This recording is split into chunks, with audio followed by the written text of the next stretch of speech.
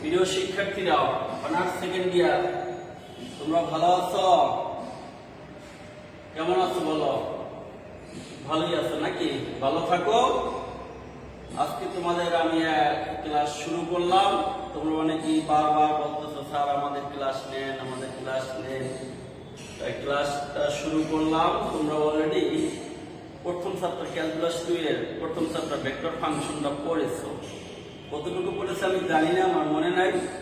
কিছু পড়েছো, মনে হয় পুরোটা শেষ হয়নি। তা আমার কাছে মনে হলো যে আজকে কিছু প্রবলেম তোমাদেরকে করাবো, যেটা তোমাদের বহুত কাজে লাগবে, অনেক কাজে লাগবে। কাজে লাগার অর্থ এই যে বোঝার জন্য খুব উপকারী হবে।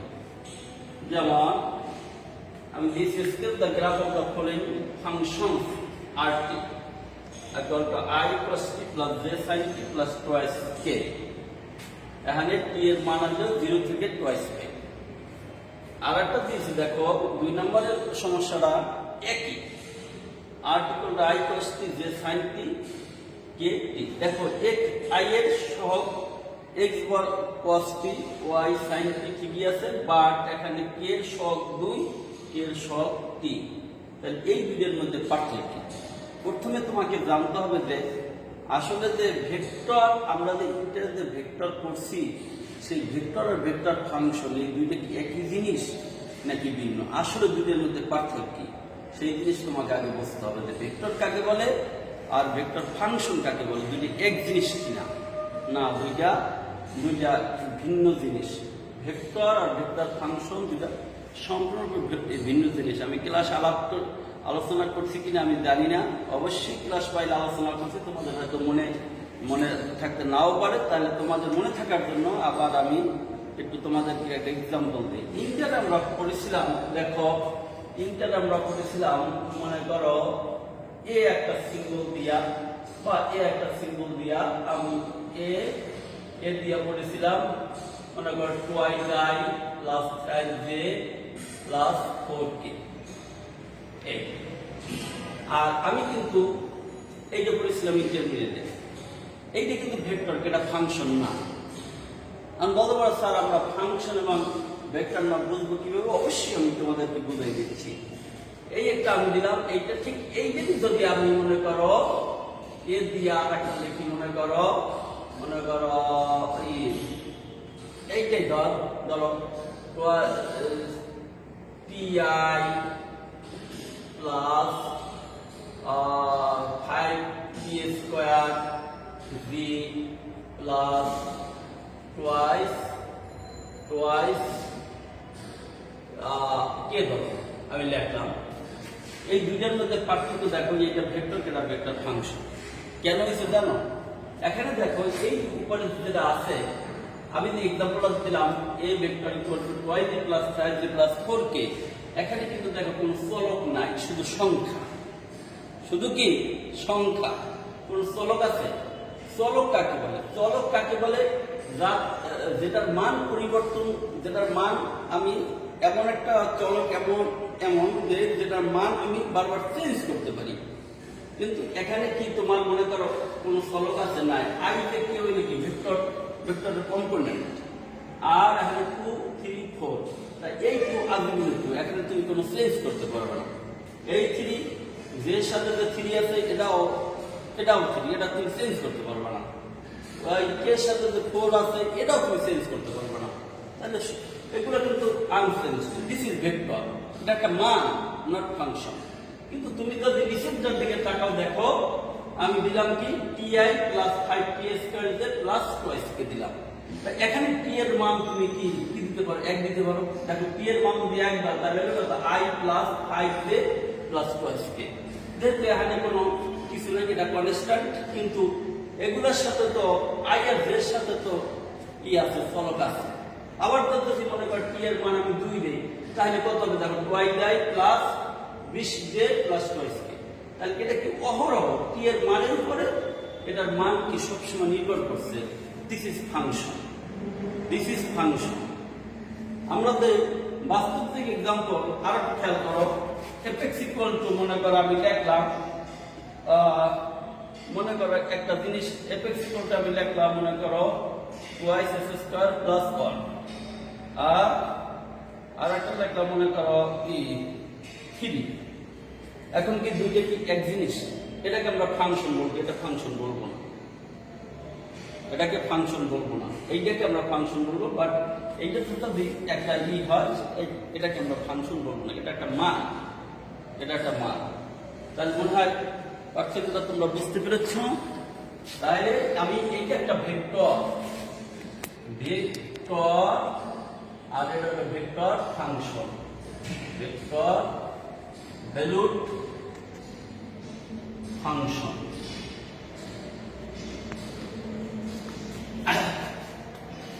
তাহলে বুঝতে পারছো তোমরা যে ইন্টারে পড়ছো ভেক্টর সম্পর্কে, ওটা একটা কনস্ট্যান্ট।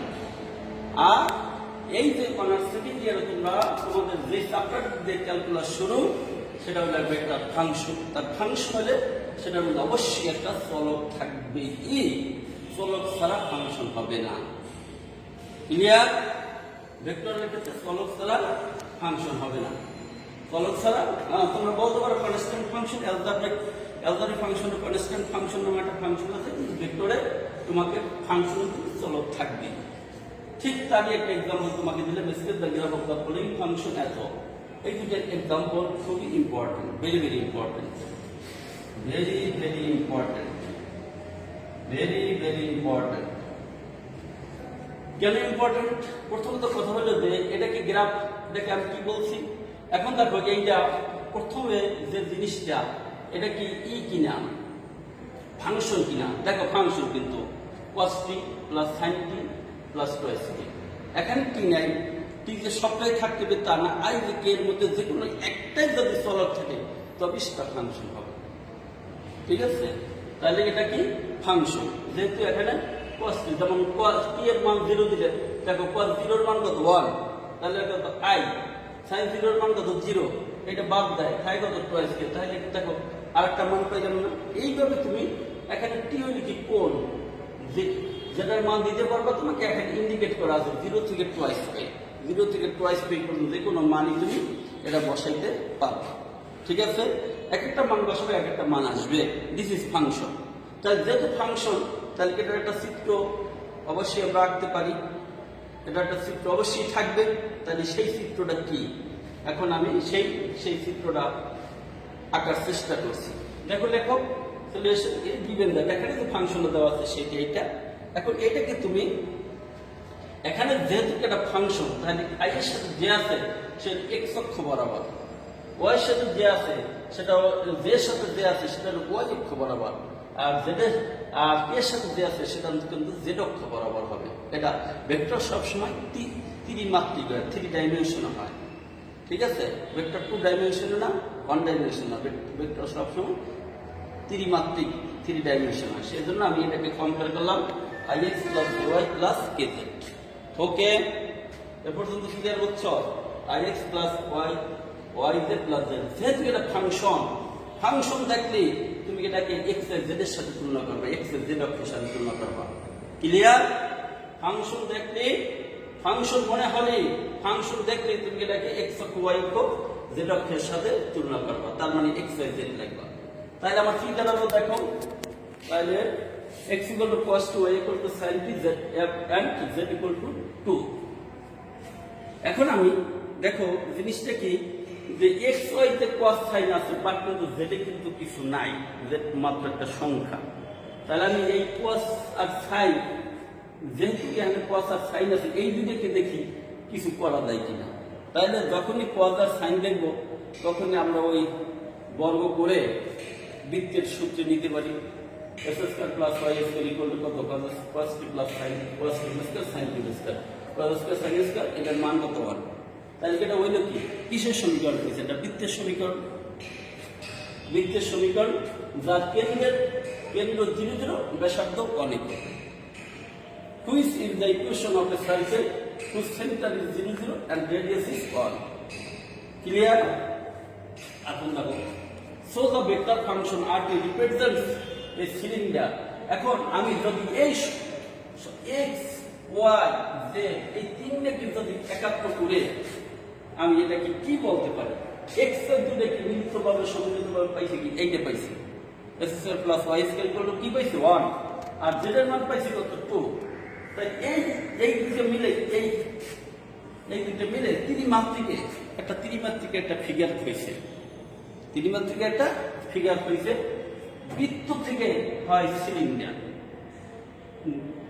দ্বিমাত্রিক এটা বৃত্ত দ্বিমাত্রিক এটা কি বৃত্ত বাট যখন ত্রিমাত্রিক আসে তখন এটা হয়ে গেছে সিলিন্ডার কেননা তুমি একটা বৃত্ত আঁকো বৃত্তই এই বৃত্তটার যদি এটা হলো এক্স অক্ষ এটা হলো ওয়াই অক্ষ এদিকে ওয়াই অক্ষ আর এইটাকে যদি আবার তুমি উপরে বাড়িয়ে দাও তা এরকম একটা চিত্র হয় না এরকম যদি একটা চিত্র হয় এটা কিসের চিত্র সিলিন্ডারের চিত্র অর্থাৎ বৃত্ত সিলিন্ডার কাটছে সিলিন্ডার যদি তুমি করো কাটো তাহলে তুমি বৃত্ত পাবো সিলিন্ডার আমি যখন অনার্স ফার্স্ট ইয়ারে পড়ি তখন যে নীতি বুঝতে চাই আর তখন আমি বলেছিলাম আমার টিচারকে যে স্যার সিলিন্ডার হলো বৃত্তের বাবা সবাই হাসে দিল তাহলে হ্যাঁ সিলিন্ডার বৃত্তের বাবা তুমি ঠিকই বলছো আসলে সিলিন্ডার হলো বৃত্তের বাবা কারণ এগুলো কিন্তু যদি এক একটা কাটো তাহলে তোমার এক একটা সিলিন্ডার এক একটা সিলিন্ডার বাইরে বৃত্ত বের হবে তাহলে এখন তাহলে ফিগারটা কি হবে দেখো এখন এই ফিগারটা আঁকলাম দেখো আমি এইটা দিলাম এক্স অক্ষ এটা দিলাম ওয়াই অক্ষ আর এইটা জেড অক্ষ এখন তুমি প্রথমে এইটাকে একটা বৃত্ত আঁকো বৃত্তটা হবে কত দেখো তো এইরকম এই যে আমি যে বৃত্তটা আঁকছি এই বৃত্ত ঠিক আছে তাহলে এই বৃত্তের স্থানাঙ্ক দেখো যেহেতু এটার ব্যাসার্ধ 8 এক্স অক্ষ বরাবর গেছে 1 যেহেতু আমি এটাকে ত্রিমাত্রিকে আঁকছি তার ত্রিমাত্রিকে এখন তো দ্বিমাত্রিক নাই আঁকার সময় দ্বিমাত্রিকে আঁকছি কিন্তু যখন স্থানাঙ্ক বসাবো যেহেতু এটা এক্স ওয়াই জেড আছে তোমাকে ওই তিনটা স্থানাঙ্ক বিবেচনা করতে হবে এখানে শুধু তুমি 1 0 লিখতে পারো না কারণ এখানে এক্স অক্ষ বরাবর কত 1 ওয়াই অক্ষ বরাবর কত 0 জেড অক্ষ বরাবর কত 0 মানে ত্রিমাত্রিকে তোমাকে স্থানাঙ্কটা দিতে হবে ঠিক আছে তাহলে এটা ওয়াই মান এটা ওয়াই অক্ষ সেজন্য 0 1 0 আমি বলতে পারবো স্যার তাহলে জেড অক্ষ বরাবর তো আপনি দিলেন না তাহলে জেড অক্ষ বরাবর হবে 0 0 1 ঠিক আছে আচ্ছা দিলাম এখন দেখো জেড এর মান আছে 2 তার মানে কি এইটাকে তুমি জেড অক্ষ বরাবর 2 একক পরিমাণ বর্ধিত করো এটা 2 একক পরিমাণ বর্ধিত করে এই 2 একক পরিমাণ এটাকে 2 একক পরিমাণ বাড়িয়ে দাও বাড়াই দিয়ে যোগ করো তাহলে এটা কি হয়ে গেল একটা সিলিন্ডার হয়ে গেল যা ভূমির ব্যাসার্ধ 1 উপরের দিকে লম্বা উপরের দিকে ওয়াই অক্ষ বরাবর এটা উচ্চতা হবে 2 একক উচ্চতা হবে কি ভূমি হইল 1 একক করে আর উচ্চতা হইল 2 একক আশা করি তোমরা বুঝতে পারছো আবার দেখো চিত্রটা নিচে কি করবা এক্স অক্ষ ওয়াই অক্ষ বরাবর মূল বিন্দুতে কেন্দ্র নিয়ে এটা কি করবা একটা বৃত্ত আঁকবা এখন দেখো জেড এর মান আছে কত 2 তাহলে এটা উপরের দিকে 2 একক পরিমাণ বাড়িয়ে দাও 2 একক পরিমাণে বাড়াই দাও বাড়িয়ে দিয়ে দেখো যোগ করো বাড়িয়ে দাও তাহলে কি হলো এটা সিলিন্ডার হলো তাই এটা একটা সিলিন্ডার হয়েছে আমি নিচে লিখছি দেখো সিলিন্ডার যা হলো ভূমি হইল 1 একক পরিমাণ এবং উপরের দিকে লম্বা হইল 2 একক পরিমাণ তোমরা তো ওই ভাত টিফিন বক্স আছে না tiffin box this is cylinder tiffin box একটা সিলিন্ডার মনে করতে পারো পাইপ বাসার যে পাইপ ওই যে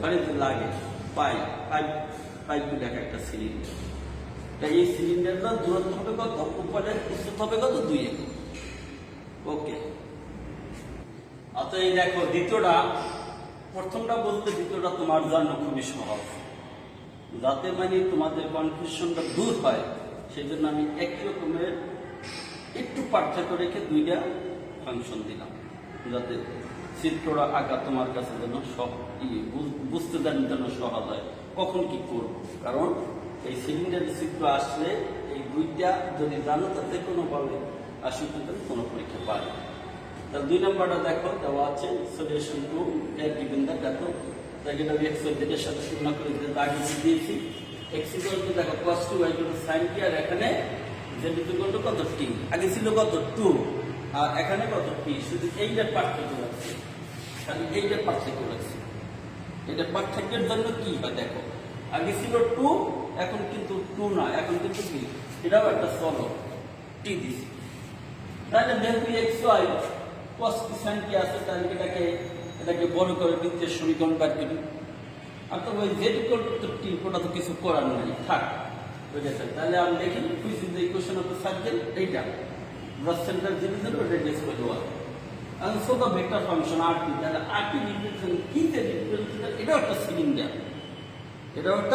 সিলিন্ডার হুইচ ইকুয়েশন ইজ এত এখন এই সিলিন্ডারের চিত্রটা কেমন হবে দেখো x y s square plus y square equal two 1 এইটা কি বৃত্তের সমীকরণ ঠিক x অক্ষ y অক্ষ বরাবর তুমি এক একক ব্যাসার্ধের একটা বৃত্ত আঁকো এখন আর যে z অক্ষটা কি উপরে তাহলে z এর মানটা কি উপরে যাবে উপরে বসাবো এখন এই ফাংশনের মান দেখো আগে ছিল z ইকুয়াল টু 2 ছিল তার একসাথে প্রথমবার z ইকুয়াল টু 2 লিখে থামাই দিয়েছি কিন্তু এইবার কিন্তু দেখো z ইকুয়াল টু 2 না z ইকুয়াল টু কত t কোনো নির্দিষ্ট মান না t এখন যদি মনে করো t এর মান 0 হয় তাহলে কি z অক্ষ বরাবর উপর দিকে উঠবে না t এর মান যদি মনে করো 1 হয় তাহলে কি হবে এটা এক একক পরিমাণে উঠবে t এর মান যদি 2 হয় তাহলে 2 একক পরিমাণে উঠবে t এর মান যদি 3 হয় 3 একক পরিমাণে উঠবে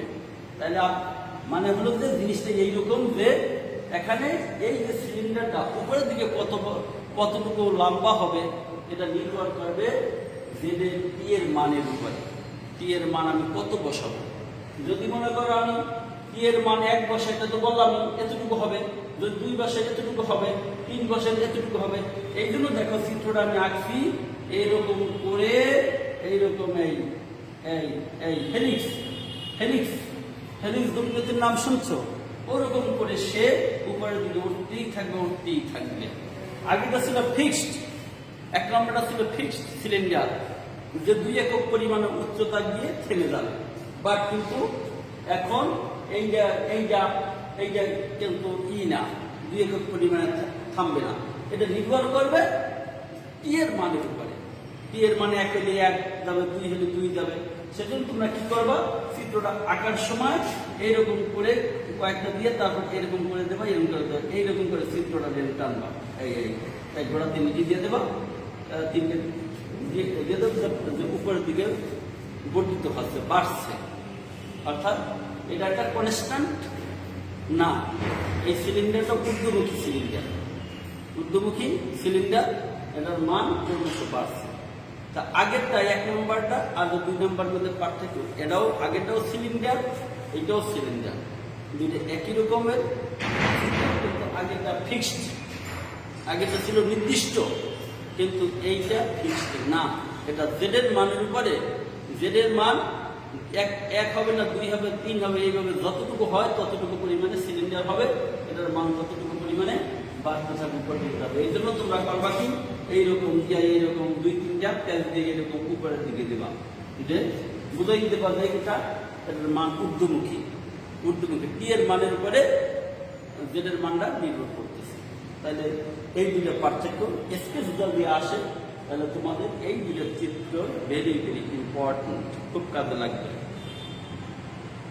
ঠিক আছে আরেকটা ডেরিভেটিভ তোমাদের আর একটা অঙ্ক আমি করাচ্ছি দেখো show that the function f of t equal to এটা হলো modulus of t divided by t i unit vector i plus t square plus 1 unit vector t যে is discontinuous at equal to 0 অর্থাৎ তোমাকে বলছে যে তুমি দেখাও যে এই ফাংশনটা t ইকুয়াল টু 0 ইউনিটে ডিসকন্টিনিউয়াস হবে তার মানে তোমাকে এখানে কন্টিনিউটি বাইর করতে হলে আমাকে কি করতে হবে সেই জিনিসটা তোমাকে এখানে বুঝতে হবে যে কন্টিনিউটি বাইর করতে হবে আসলে দেখাতে বলতে যে এই ফাংশনটা t ইকুয়াল টু 0 বিন্দুতে ডিসকন্টিনিউয়াস মানে বিচ্ছিন্ন আমরা তো যদি সরাসরি মান বসাই তাহলে দেখা যায় যে আসলে তো এই নিচে কি টি আছে না, তাই যে কোনো সংখ্যার নিচে যদি জিরো থাকে তাহলে সেটা কি হয়ে যায়, অসংজ্ঞায়িত হয়ে যায়, আনডিফাইন্ড হয়ে যায়। এটা তো ডিসমেন্টেন্স হবে অবশ্যই বোঝা যায়। এখন বুঝলে হবে না, তোমাকে টেকনিক্যালি যেটা করে তোমাকে দেখাতে হবে যে হ্যাঁ এটা এইভাবে ডিসমেন্টেন্স হয়। তাহলে আমরা বইয়ের অঙ্কটা করা আছে কিন্তু বইয়ের দিকে তাকাই না। বইয়ের অঙ্ক করলে তোমরা বুঝবা না, বইয়ের অঙ্ক ভালোভাবে করা নাই, কেমন করা আছে দেখলে বুঝতেও পারবে না। যদি বোঝো আমাকে জানাই, কিন্তু বুঝবা না। দেখো এখানে যে ফাংশনটা আছে, যেহেতু এটা পরম মান অ্যাবসলিউট ভ্যালু, আগে তোমাকে এই পরম মানটা তোমাকে করে দিতে হবে। সে পরম মান যাতে না থাকে সেই পরম মানটা তুলে দিতে হবে, ঠিক আছে? আগে তোমাকে অঙ্কটা এটাকে পরম মান বিহীন করে নিতে হবে। আর যখনই মনে করবে একটা ফাংশনের পরম মান ফলকে পরম মান থাকবে, তখন ওই ফাংশনটা একাধিক ভাগে ভাগ হবে, ওই ফাংশনটা খণ্ড ফাংশন হবে, ওই ফাংশনটা একক ফাংশন নয়। তাহলে আমি এটা পরম মান তুলতে হবে, পরম মান তুলতে হবে। পরম মান তোলার জন্য তোমাকে নিয়ম আমি আগে বলেছিলাম, মনে আছে কিনা আমি জানি না। দেখো এই আবার বলি তোমাদের মনে রাখার জন্য, কেন এটাকে আমি জিরোর সাথে তুলনা করবো? জিরো বাদে তো অন্য কিছুর সাথে তুলনা করতে পারি, জিরোই কি সংখ্যা? সবসময় কি আমরা জিরোর সাথে তুলনা করবো? এরকম তোমাদের মনে একটা কনফিউশন আসতে পারে, সেগুলো বোঝার জন্য আমি বলতে। দেখো পরম মানের মধ্যে কি আছে? টি আছে। পরম মানের মধ্যে যে থাকবে সেই যে সমান সমান জিরো পুট করবে, জিরো বসাবে, বসায় তারপর সমাধান করবে। তাহলে এখন পরম মানের মধ্যে আছে কত? শুধু টি আছে। তাই এইটার সমান জিরো বসাইলে এটা সমাধান কি টি করতে জিরোই আসে। তাই টি যেহেতু জিরো আসে, তাহলে সেই দুটাকে জিরোর সাথে কম্পেয়ার করতে হবে। আর একটা এক্সাম্পল দিই, মনে করো যদি থাকতো টি মাইনাস ওয়ান, যদি পরম মান থাকতো টি মাইনাস ওয়ান, তোমাদের বোঝার জন্য বলছি আবার দেখো। তাহলে আমি t minus one equal to zero বসাইয়া টি ইকুয়াল টু পাইলাম কত? ওয়ান। তখন এই ওয়ানের সাথে তুলনা করতাম। তাহলে বুঝতে পারছো যে আমরা কির সাথে তুলনা করবো? এগুলা বইতে হয়তো শুধুমাত্র পড়া আছে, কিন্তু তোমাদের কোনো বুঝ নাই। এগুলা ছাত্র অবস্থায় অনেক কনফিউশনে পড়তাম। এখন সেই জন্য আমি এই জিনিসগুলো বারবার ক্লিয়ার করতেছি যে তোমরা যাতে জিনিসগুলো যেন বোঝো। কেন আমরা জিরোর সাথে তুলনা করবো? কেন অন্য সংখ্যার সাথে তো তুলনা করতে পারি? এগুলো প্রশ্ন আসতে পারে। সুতরাং এই প্রশ্নের জবাব হলো যে তোমার পরম মান যেই যার ভিতরে আছে সেইটা দেখে এটার সমান জিরো বসাও, জিরো বসায় সমাধান করো। সমাধান করলে দেখো কি আসে। সমাধান করলে টি এর মান বাড়ে। সমাধান মানে কি? টি এর মান বাড়ে, টি এর মান তো জিরোই, এই জন্য জিরোর সাথে তুলনা করছি, ঠিক আছে? এখন দেখো তাহলে টি ইকুয়াল টু যখন জিরো পাইছি, তাহলে এই জিনিসটা তিনটা জিনিস আসে। কি আসে? টি এর মান যদি জিরোর চেয়ে বড় হয় তাহলে কি হবে? টি ইকুয়াল টু জিরো হলে কি হবে? টি এর মান লেস দ্যান জিরো হলে কি হবে? এই যে তিনটে শর্ত আসে না? তিনটে শর্ত আসে। কিন্তু আমি এখানে দেখো শর্ত শুধু দুইটা দিয়েছি, তিনটা দিইনি। কেন দিইনি জানো? কারণ আমি যদি টি এর মান এখানে যদি টি ইকুয়াল টু জিরো দিতে যাই, তাহলে এটা নিচে কি জিরো হবে? তাহলে জিরো হলে এটা কি ফাংশন থাকবে না, এটা অসংজ্ঞায়িত হয়ে যাবে। সুতরাং যেহেতু টি ইকুয়াল টু জিরোর জন্য এই ফাংশন অসংজ্ঞায়িত হয়ে যায়, টি এর মান জিরোর জন্য যেহেতু এই ফাংশনটা অসংজ্ঞায়িত হয়ে যায়, সেজন্য আমি এখানে টি ইকুয়াল টু জিরো এই কথাটা দেব না। ক্লিয়ার? বুঝতে পারছো? যদি হ্যাঁ নিচে টিটা না থাকতো তাহলে আমি টি ইকুয়াল টু জিরো দিতাম। যেহেতু নিচে টি আছে, এই টি এর মান জিরো বসে এই ফাংশন অসংজ্ঞায়িত হয়ে যায়, তাহলে আমি সেই জন্য এখানে টি এর মানটা আমি সেট করবো না, টি ইকুয়াল টু জিরো বসাবো না। ক্লিয়ার? তাহলে কত? টি এর মান জিরোর চেয়ে বড় হলে কি হয়?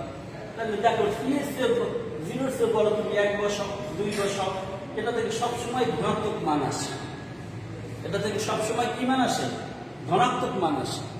তাহলে আমি এই জন্য লিখবো প্লাস টি। আর টি এর মান এখানে তো কিছু নেই, এটা তো যে যা আছে বসিয়ে দেবে। শুধু এই শর্তটা ইউজ হবে পরম মান যেখানে আছে সেখানে, পরম মানের উপরে এই শর্তটা হবে। পরম মান আর একটা বলছি টি এর মান জিরোর চেয়ে ছোট। তাই দেখো টি এর মান জিরোর চেয়ে ছোট এখানে বসাও, যে মান বসাবা সবই তো নেগেটিভ মান আসবে, আসবে না? সেই জন্য এটা আগে নেগেটিভ। পরম মান তোলার নিয়ম কি আমরা জানি? যদি কোনো মানের জন্য যদি ওই সব মান ধনাত্মক হয় তখন আমরা ওইটা পরম মান তুললে প্লাস দেই, আর যদি মান বসাই আমি নেগেটিভ মান পাই তাহলে আমরা পরম মান তুললে নেগেটিভ দেই। সেই জন্যই নেগেটিভ, একটি নেগেটিভ আবার এই নেগেটিভ, দুই নেগেটিভে গুণ করলে কি হবে? কি পজিটিভ হবে না? সেই জন্য পরম মানে চলে ধনাত্মক। দেখো তোমরা চিন্তা করো বাসায় বৈশা, পি এর মান কত? 0-র চেয়ে বড়, 0-র চেয়ে বড় 5 বসাও। দেখো 5 ধনাত্মক। আর পি এর মান আমি এখানে কত? -5 বসাই, দেখো তাও কিন্তু একই হচ্ছে। কেন হচ্ছে? টি মাইনাস আছে, এখানে টি এর মান কত? -5। তো মাইনাস কত? প্লাস। মাইনাস কি প্লাস হয়ে যাচ্ছে, এই জন্য পরম মানে চলে ধনাত্মক। ঠিক আছে? আচ্ছা, তাহলে এখন এইটা দেখো মান বসাইলাম, তাহলে এটা টি এর মান 0-র চেয়ে ছোট হলে এটা নেগেটিভ আসবে, মাইনাস। কাটাকাটি করো, এখন আছে প্লাস আই মাইনাস আই।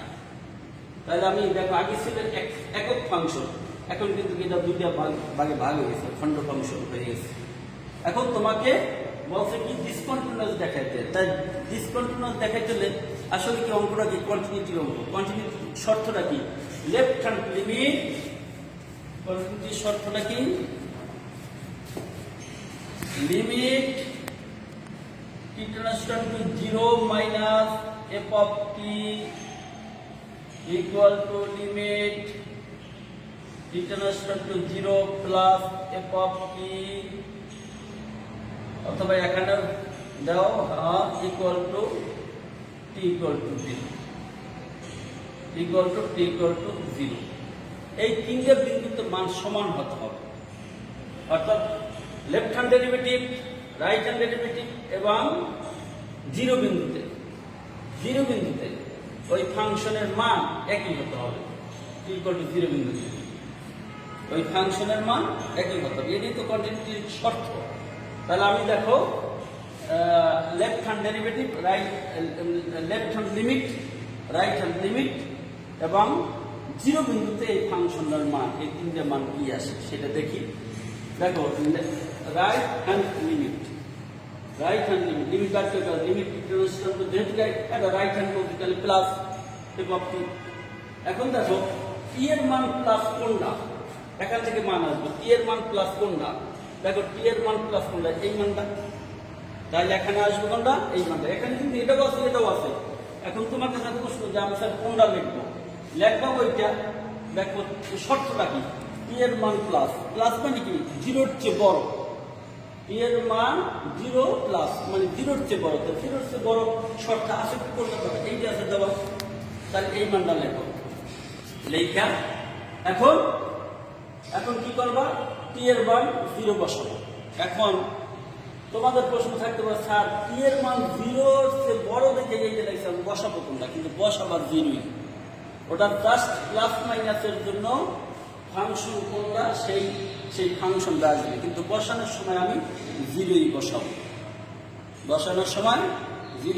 কথা খেয়াল করো। এখানে যদি যেমন আমি পরে তো দেখো টি এর মান 0 মাইনাস লিখছি, তাও কিন্তু আমি কিন্তু 0-ই বসাইছি। এটা শুধু এই যে প্লাস মাইনাসটা দিয়ে শুধু ফাংশনটা নিরূপিত হবে, কোন ফাংশনটা আসবে সেই ফাংশনও নিরূপিত হবে, কিন্তু বসবে 0। ক্লিয়ার?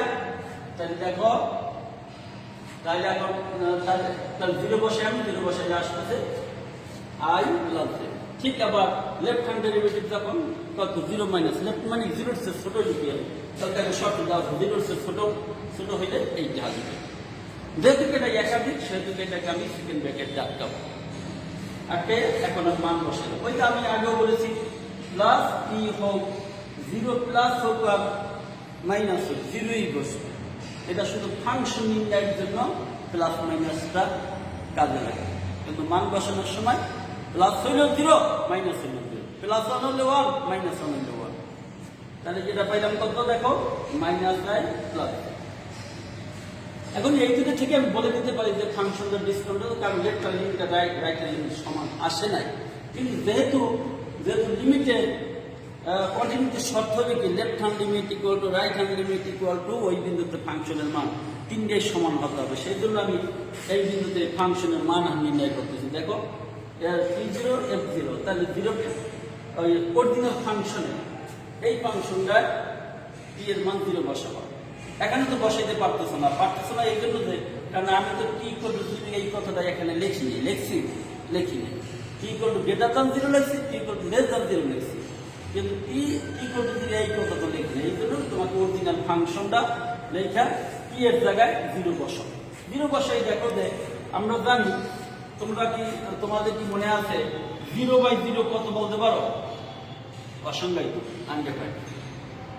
0/0 কাটবে 1 হবে তা না কিন্তু, অর্থাৎ 0 এখানে একটা সংখ্যা, যে কোনো সংখ্যা নিচে 0 বসালে ওটার মান আনডিফাইন্ড হয়ে যায়। তাহলে এখানে দেখো ফ্যাক্টরিয়াল 0 মানে কি 0 দিয়ে ভাগ দিলে হবে undefined. Undefined i plus j, তাহলে আনডিফাইন্ডের সাথে যাই করো, যোগ করো, বিয়োগ করো, সবই আনডিফাইন্ড। এটা মনে করো ইনফিনিটি বিয়োগ মনে করো 2,86,05,660 2 হয়েছে 2 লক্ষ হয়েছে 2,86,560 ধরুন এটা বিয়োগ করলাম, তাহলে কি হবে? এটা থেকে কিছু কমবে না, এটা আনডিফাইন্ড হবে। অর্থাৎ একটা আনডিফাইন্ড অসংজ্ঞায়িতের সাথে যোগ করো বিয়োগ করো, এটা যদি যোগ করি তাও কিন্তু যোগ করো বিয়োগ করো সবই কিন্তু আনডিফাইন্ড। কেননা মনে করো প্রশান্ত মহাসাগরের পানি কত আছে জানো? এখন ওইয়ের সাথে যদি তুমি মনে করো আরো 100 কলসি পানি যোগ করো, তখন কি আর মান কি নির্দিষ্ট মান বের হবে না। আর ওইটা থেকে যদি মনে করো 10,000 কলসি পানি যদি কি করো সরাই ফেলো, তাহলে কি বল আর পানি কতটুকু রয়েছে তা কি বলতে পারবা না। যেহেতু প্রশান্ত মহাসাগরের পানি অনির্ণীয়, ওটা নির্ণয় করা সম্ভব না। কিন্তু আমি 10 কলস কি 1 লাখ কলস কি সরাইলি কি আর দিলি কি মানের কোনো পরিবর্তন হবে কিনা বোঝা যাচ্ছে না। আমি বলতে পারবো না যে এখানে কত কলস পানি রয়েছে। এইটাই হলো অনির্ণয়ের সাথে যাই তুমি যোগ করো বিয়োগ করো, ওটা অনির্ণয় হবে। ঠিক আছে? তাহলে এখানে কি করছি, যেহেতু এটা অনির্ণয় বানিয়েছে কারণ এটার সাথে আমি যোগ করি বিয়োগ করি যা করি সবই অনির্ণয় থাকবে। তাহলে অনির্ণয় রইল। এখন আমি তাহলে লিখতে পারি left hand limit is not equal to right hand limit is not equal two ওই বিন্দুতে কত ফাংশনের মান, ওই বিন্দুতে ফাংশন না, তাহলে এইগুলো বিশেষ করে left hand limit is not equal to right hand limit. So the function function f of t is not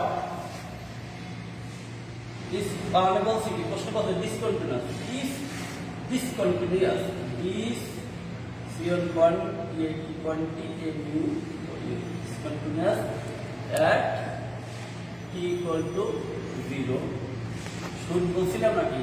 আচ্ছা যাই বলছি, শুট বলে শুট লেখা, প্রুফ বলে প্রুফ লেখা।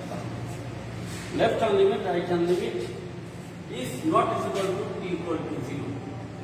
অর্থাৎ t equal to 0 বিন্দুতে ফাংশনটা, তাহলে আমরা দেখলাম কি তিনটা মানে কি সমান হয় না। এখন বলতে পারো স্যার দুইটা সমান হয়তো একটা অসমান হয়তো, যে কোনোটা তিনটার মধ্যে তিনটেই সমান হতে হবে, একটা অসমান আসলেই ওই ফাংশনটা কন্টিনিউয়াস হবে না, ওটা discontinuous. So the function of is discontinuous at t equal to 0. ঠিক আছে? ভালো থাকো, বাসায় বসে অঙ্কগুলো দেখো, কোথাও না বুঝলে আমাকে মোবাইলে জিজ্ঞেস করো, আমি তার উত্তর দেবো। ইনশাল্লাহ বাসায় বসে লেখাপড়া করো, কারণ সময় চলে যাচ্ছে, এই সময় আর তোমরা পাবে না। এর জন্য অতিরিক্ত সময় তো তোমাদেরকে খুব একটা দেওয়া হবে তা না, হয়তো যেখানে হারাইছো 6 মাস পাবা 1 মাস, তাহলে এই মধ্যে তোমাকে কভার করতে হবে। সুতরাং বাসায় লেখাপড়া করো। যদি আমি যে অঙ্কটা করালাম, অঙ্ক যেগুলো করালাম আজকে অত্যন্ত ভালো মানের অঙ্ক, যদি তোমার কোনো সমস্যা হয় আমাকে মোবাইলে জিজ্ঞেস করো, আমি তার উত্তর দেবো। ভালো থাকো, আল্লাহ হাফেজ।